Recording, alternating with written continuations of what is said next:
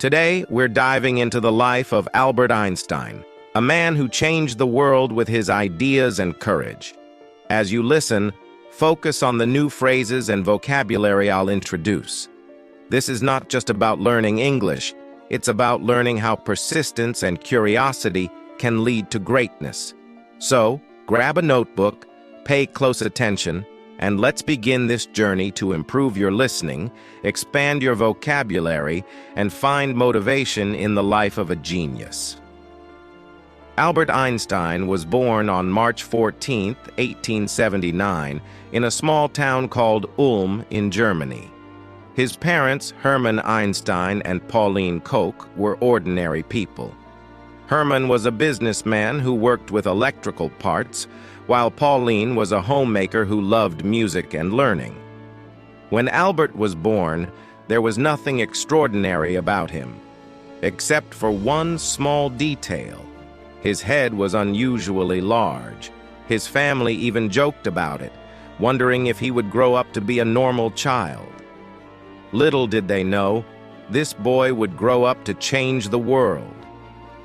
Albert was a very quiet child. He didn't speak his first words until he was almost 3 years old. This worried his parents. Some people thought there was something wrong with him.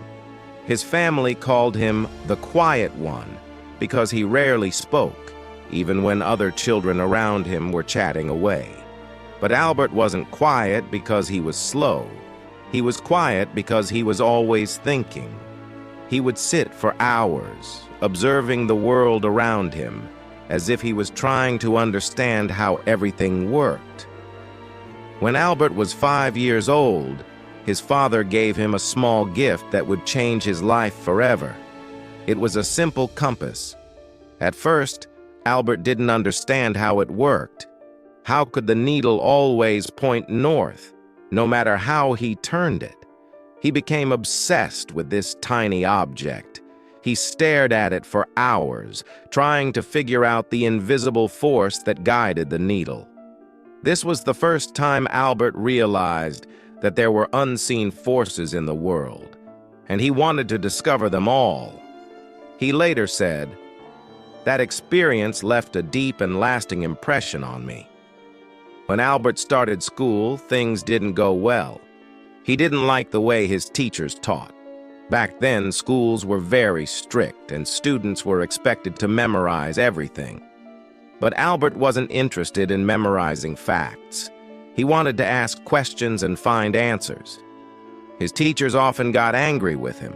One teacher even told him, "You're a disgrace.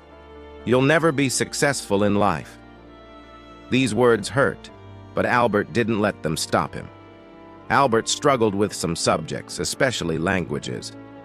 But there was one subject he loved more than anything: mathematics.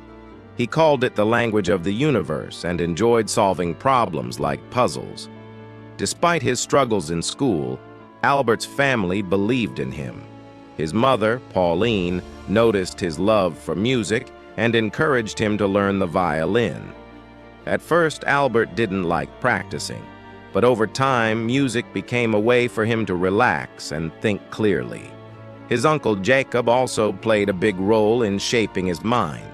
Jacob loved math and would teach Albert in a fun and creative way. He once told Albert, "Math is like a treasure hunt. Every problem is a clue that leads you to the solution." This playful approach made Albert fall in love with numbers. Albert wasn't like other children. While others played games, he spent hours reading books and imagining how the world worked. He loved stories about great scientists and often dreamed of making discoveries of his own. One day, while walking home from school, Albert asked himself, what would it be like to ride a beam of light? This question stayed with him for years. It was the beginning of his lifelong journey to understand light, space, and time. When Albert was 15 years old, his life took a difficult turn. His father's business failed, and the family had to move to Italy. Albert stayed behind in Germany to finish school, but he hated being away from his family. He felt lonely and unhappy. Eventually, Albert decided to leave school without finishing. He couldn't stand the strict rules and harsh teachers anymore. Instead, he started studying on his own. He read books on science, philosophy, and mathematics, teaching himself everything he wanted to know. This was a risky decision. Many people thought he had ruined his future by leaving school. But Albert didn't care. He believed that learning was more important than following rules. At 16, Albert wrote his first scientific paper. It wasn't perfect, but it showed his incredible potential. He also applied to a prestigious school in Switzerland called the Swiss Federal Polytechnic School. However, he failed the entrance exam because he struggled with non-science subjects like French and history. Instead of giving up, Albert decided to try again. He worked harder than ever before, improving his weak areas and refusing to let failure define him. Albert Einstein's early life was filled with struggles and doubts. People didn't understand him, and he faced rejection and failure. But he never gave up. His curiosity, determination, and love for learning kept him going. Albert Einstein was determined to make something of his life. After leaving Germany, he moved to Switzerland, a country known for its modern education system. Switzerland was different from Germany. The schools were less strict, and students were encouraged to think freely. This was exactly what Albert needed. At the age of 17, Albert tried again to get into the Swiss Federal Polytechnic School in Zurich. This time, he passed. However, his troubles weren't over yet. Even though he was finally studying at one of the best schools in Europe, Albert's rebellious nature made it hard for him to fit in. Albert loved studying mathematics and physics, but he wasn't interested in other subjects. His professors didn't understand his way of thinking. Some of them even disliked him because he didn't follow their teaching methods. One professor said, "You are a smart boy, Einstein, but you lack discipline." Albert wasn't the best student in his class. He often skipped lectures and studied on his own.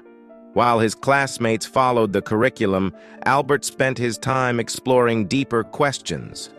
What is light? How does time work? Why does gravity exist? These weren't ordinary questions, and most people didn't have answers for them. During his time at the Polytechnic, Albert met a young woman named Mileva Maric, the only female physics student in his class. Mileva was brilliant, and she shared Albert's passion for science. The two of them became close, often spending hours discussing scientific theories. Mileva wasn't just Albert's classmate. She became his closest companion. They inspired each other and dreamed of a future where they could make important discoveries together. Albert once wrote to her, "Together, we will conquer the world of science." However, their relationship wasn't easy. Mileva faced criticism for being a woman in science, and Albert struggled with financial difficulties. But despite the challenges, they supported each other and stayed focused on their dreams. In 1900, at the age of 21, Albert graduated from the Polytechnic with a degree in physics. He was excited about starting his career as a scientist. But life had other plans. Albert couldn't find a job. He applied to several universities hoping to become a professor or researcher, but he was rejected every time. His professors didn't give him good recommendations because they thought he was unmotivated. This was a painful time for Albert. Imagine working hard for years, only to face rejection after rejection. But Albert didn't give up. Instead, he took whatever jobs he could find to support himself. In 1902, Albert finally found a job, working as a clerk at the Swiss Patent Office in Bern. His job was to review patent applications and decide if the inventions were original. It wasn't a glamorous job, and it had nothing to do with physics. At first, Albert was disappointed. He wanted to be a scientist, not a clerk. But instead of complaining, he made the best of his situation. The job gave him free time, and he used that time to think about his scientific ideas. Albert began to call the patent office his thinking lab. While reviewing patents, he would secretly scribble down his thoughts on the nature of light, time, and space. He was determined to pursue his dream, even if it meant working late into the night after finishing his day job. In 1903, Albert married Mileva. The couple had a simple wedding, and soon after, they had their first child, a son named Hans Albert Einstein. Although they were happy together, life wasn't easy. Albert's salary as a clerk wasn't enough to support his family. They lived in a small apartment and struggled to make ends meet. Albert's friends often advised him to give up on his scientific dreams and focus on his job. But Albert refused. He said, "I would rather struggle for my passion than live comfortably without purpose." Despite the hardships, Albert continued to work on his theories.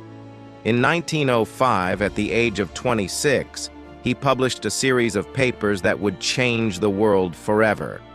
Scientists call this year Einstein's Annus Mirabilis, or Miracle Year. 1. The photoelectric effect. Albert explained how light behaves like tiny particles, called photons. This discovery would later win him the Nobel Prize in Physics. 2.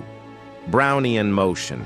He proved the existence of atoms, which was a groundbreaking achievement at the time. 3. Special theory of relativity. This was Albert's most famous work. He introduced the idea that time and space are relative, not absolute.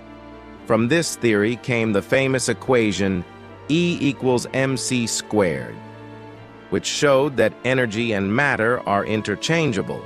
These papers shocked the scientific community. Albert Einstein, a humble clerk with no university position, had just revolutionized physics. After 1905, Albert's life began to change. Scientists around the world started to notice.